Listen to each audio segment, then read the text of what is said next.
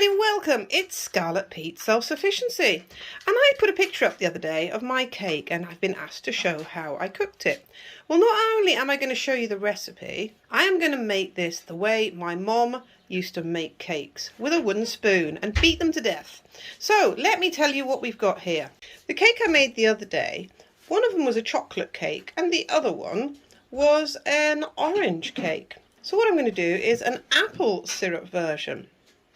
Now this is my recipe, and let me show you what we need.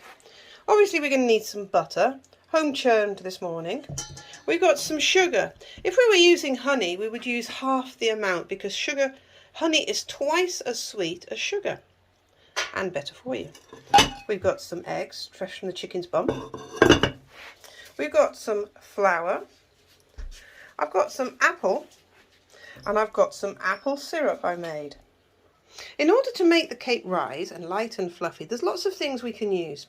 We can use yeast, we can use cooking powder, we can use citric acid, or we can use yogurt. Today I'm going to use a combination of yogurt and also some cooking powder. All you need is the same weight of everything. So I am limited today by the amount of butter I've got. So I have got 200 grams of butter. To the butter I'm going to add 200 grams of sugar. This is where we now need to use our wooden spoon. We've got to incorporate the butter and the sugar together until the sugar and the butter have a lighter, fluffier texture than the original butter here. To help us in doing this, we're not using butter straight from the fridge. We're using already softened butter. As you can see, it's nice and soft. And I'm going to have to get Lily now to hold the camera and let me show you how I beat in the butter. First of all, we're just going to mix the butter in, like that. And now, the technique my mum told me is creaming, so we've got to cream the two together. So with the back of the spoon, you're holding the spoon like this, and you're whipping it together, just like that. Mix it until it's light and fluffy.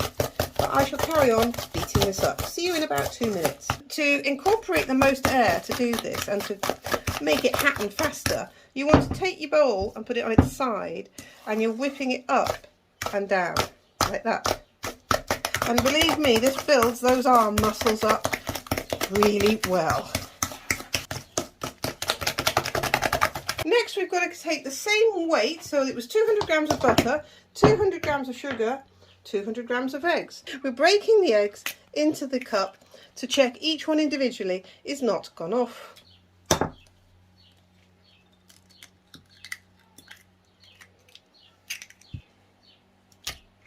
We repeat till we've got 4 eggs done.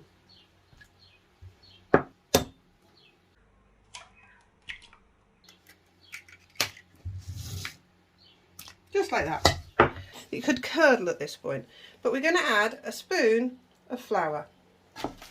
I'm just going to mix that in together.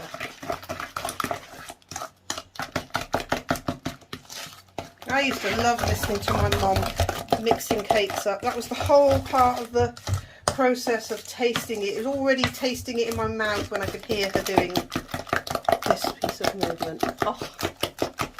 Comment below if you have these same memories. So I'm incorporating air still into the mixture. We don't want to lose that air. We want to get this light and fluffy at this point. Looking good, hey? We don't want to lose any of that air we've incorporated, but we also want to add some more air. So we're going to sieve into this 200 grams of flour, just like that. And we're doing it from up high, not down low, because that's adding the air into the mixture. Now we've got the flour here, we don't want to beat it any longer. Now we're just going to make figure of 8 cuts and cut into it without letting out the air, the flour. And that'll take a couple of minutes. I'm also going to put in, which I could have done at the flour point, which I should have done at the flour point, the baking powder. So we're going to pour that in. You see, not me, I always forget to put the baking powder in. Oh, the camera woman speaks. The camera woman's here. All right. I always leave it till it's rolled out and ready in the tin. Then I remember. Folding in the flour. Next, I'm going to pour in my yogurt because it makes a really nice texture. And I've got half a cup to a cup there of yogurt. I don't know exactly how much. I just add a good few dollops, how much I've got in the fridge left over from making yogurt. And I add that in. That is going to, oh dear me, look at that. Mucky pup or what? That is going to make it taste so delicious. That's going to be folded in again and mixed in, so let's do that.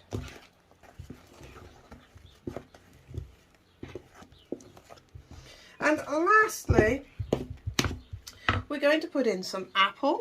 I've grated a whole apple and that's just going to go in now. And because apple and cinnamon go well together, we're going to add some cinnamon powder. Just a good sprinkle. Like that. Well, no more than that. Well, I think that's enough. We'll just have a little taste test. And we're just going to fold these in again. With these cakes I'm making, whether it's orange, lemon, apple or chocolate, there's always going to be a syrup involved. And today's syrup is some apple. Whoa, dear me! This is going to be such a mucky pup video. Okay, I was going for the classy look of a really nice, tidy video, but... How to get disqualified in your baking class. So this is my apple syrup. And I'm just going to put a dollop in because I can, and it tastes good. And I'm just going to mix all of that in now. But it would have been a bit of orange syrup, it would have been a bit of lemon syrup, chocolate syrup, whatever flavour you're making, but the bulk of the apple syrup, or whichever syrup it is going to be used to pour on after the mixture's been cooked in the oven. I think just a teeny weeny bit more. I see a finger going in my already. I was really going for the classy look with this. Yeah, you were. But I've just failed completely. So if you like my cooking, warts and all, with all the bits dropped, do comment below. Or if you think I should have edited it and taken all those mistakes out, let me know. Right, let's get this loaf tin greased with some butter. Just going to spread around the loaf tin the butter that I've got. You can put it on a bit of greaseproof paper, you can put it on your fingers. I find that tissue works best on some. Tissue does work well, so I just get a bit more. So I've kept where I made my, show this, this is where I made my butter earlier, so I'm just getting all the last bits of leftover butter on my fingers. But if you wanted to have used a tissue, you could have done. Let me just go wash my hands.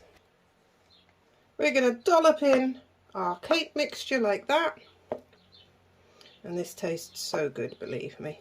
And my mum always made a bit more. This would go into cupcakes. So we'd have a few cupcakes and the cake. Is that why you always do that? Yeah, because my mum always did it. Right, let's get that in the oven. I have that on a medium to high heat. I'll just show the failures. Don't show my messes. That's so... Right. And this one here, look, that's when I dropped it in it, look.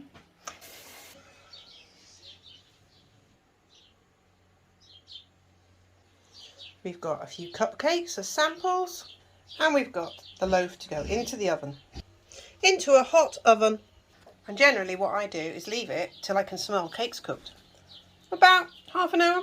But as soon as you smell cake, you know that it's ready. But a little bit of syrup into a glass, some freshly filtered well water into the soda stream machine, and let's get it gassy.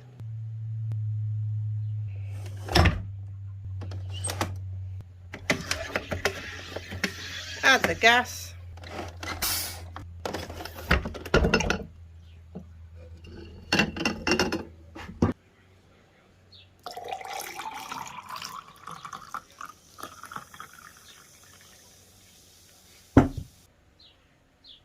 Cheers. Delicious. Washing up all done, and I used my trusty horse chestnut soap I made. So if you want to know more about that, please check. I'll pin a comment for you on how to make horse chestnut soap for washing hair and clothes and doing your washing up as well. Now it's time, while the oven is cooking our lovely, lovely cake, it's time to make the cream cheese topping and filling. I've got here some homemade cream cheese I made the other day. This is natural, unflavoured. If you want to know how to do it, please check out in my videos under my dairy make in the dairy series. To flavour it, what can we do? Well, we're going to use our cream cheese, our sugar and some flavourings. We could use some vanilla that's homemade, vanilla essence. We could use some dehydrated apple powder and some cinnamon, which would be the best, I think. There's some cream cheese dolloped in there. We're going to add some powdered sugar or icing sugar to the mixture to taste. And then our flavouring, which could be vanilla or the apple powder or the cinnamon. Today I've added homemade vanilla essence and a dash of cinnamon. Mix well. If you got too much, you could actually freeze some and make it like an ice cream substitute, or put it into ice lolly containers and some sticks in and make it as frozen ice lollies. If you want to thicken it, you can add a splash of lemon juice, or you could add some homemade cottage cheese and then whisk that into the mixture. But I'm really happy with it just like this. Well, it's time to sit down and have a drink, edit this video and wait for it to cook. Fairy cakes are cooked. Well, they've sort of gone a bit splattered in the oven, but we won't talk about that. They'll taste good in the belly. I smelt a lovely smell from the other room, just like cake was cooked. So I come and checked, and yes, the cake is cooked. How do we know the cake is cooked? Looks good, feels firm, but we do the stab test. We take a knife and we stab the cake, and as you pull it out, it'll look slightly sticky and greasy, but it won't be sticky and gungy. If it's gungy, it needs to go back in because there's some raw mixture in there. But if it's sticky and greasy like this, it's cooked to perfection. This is the moment we transform our plain ordinary mixture into our syrup loaf. We're going to stab lots of little holes all over our cake now. This is going to be to allow the syrup to soak in, and I really do mean lots of holes all over, like that. We're also going to check the sides of the cake that it is free, because we want some to glide down the sides too. We've got our syrup mixture, and all I'm going to do is pour this onto the top of the cake like this and saturate it. This mixture will then soak into those holes and make it a very gooey, syrupy cake.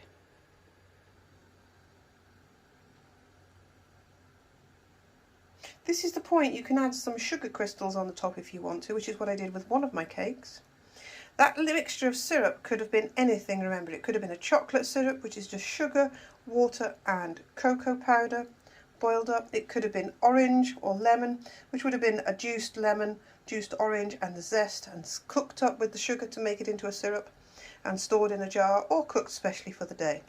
That's our sticky syrup loaf. Today it's apple and cinnamon.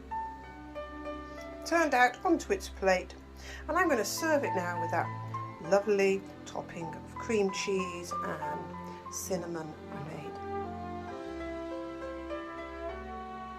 Looking good, hey? Delicious. It's so simple, and I hope you have a go at it. If you do, let me know in the comments below how it went.